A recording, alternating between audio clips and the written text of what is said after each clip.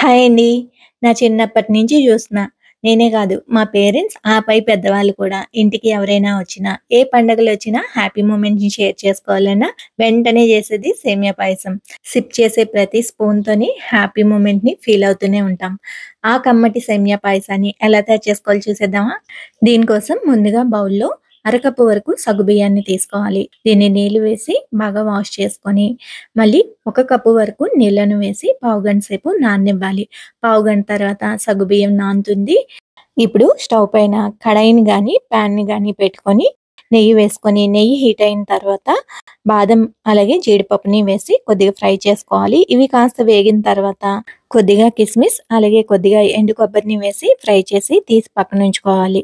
ఇలా డ్రై ఫ్రూట్స్‌ని వేయించుకున్న తర్వాత అదే కడాయిలోని అరకప్పు వరకు సేమియాని వేసుకొని గోల్డెన్ కలర్ వచ్చేంత వరకు లో ఫ్లేమ్‌లో పెట్టి వేయించుకోవాలి.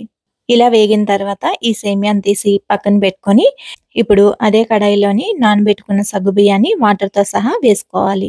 దీంట్లోని మరొక కప్పు వరకు వాటర్‌ని వేసి ఈ సగ్గుబియ్యాన్ని మూతపెట్టి 5 నిమిషాల పాటు ఉడికించుకోవాలి. 5 నిమిషాలకి సగ్గుబియ్యం ఈ విధంగా పైకి తేలి ఉడుకుతుంది.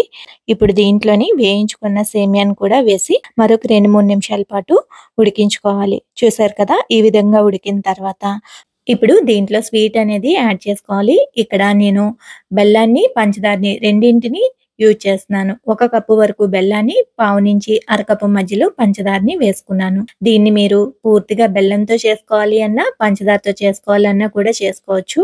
అయితే బెల్లం, పంచదార కలిపి చేసుకుంటే దీని టేస్ట్ అనేది బావుంటుంది. ఒకసారి ట్రై చేయండి. దీన్ని కలుపుతూ ఉంటే బెల్లం, పంచదార కరిగి సేమియా సగ్గుబియ్యానికి పడుతుంది.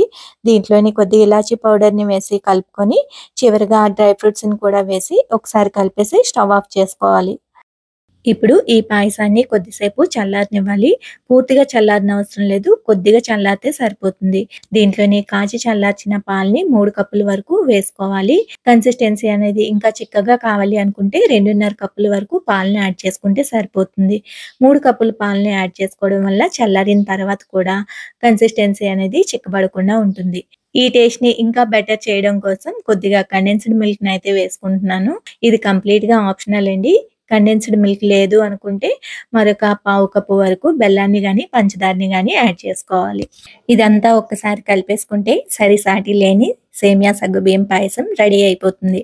అకేషన్ ఏదైనా హ్యాపీ మూమెంట్‌ని సెలబ్రేట్ చేసుకోవాలంటే సింపుల్‌గా ఇలా సేమియా సగ్గుబియ్యం పాయసాన్ని చేసి చూడండి. ప్రతి సిప్‌ని ఆస్వాదిస్తూ తీసుకుంటారు. ప్రెజెంట్ నవరాత్రులు నడుస్తున్నాయి కదా! అమ్మవారికి ఇలా నైవేద్యం కూడా సమర్పించొచ్చు. రానున్న పండుగలు దసరా, దీపావళి, పెద్ద పండుగ ఇలా పండుగ ఏదైనా కూడా ఇలా సింపుల్‌గా డెజర్ట్‌ని అయితే ప్రిపేర్ చేసుకోండి. ఫ్యామిలీ అంతా హ్యాపీగా ఎంజాయ్ చేయండి. నచ్చిందా? అయితే తప్పకుండా ట్రై చేయండి. ట్రై చేసిన తర్వాత మీకెలా వచ్చింది అనేది షేర్ చేసుకోవడం మాత్రం మర్చిపోకండి. అలాగే వీడియో నచ్చితే లైక్ చేయండి. మీ ఫ్రెండ్స్ అండ్ ఫ్యామిలీతో షేర్ చేసుకోండి. Thanks for watching.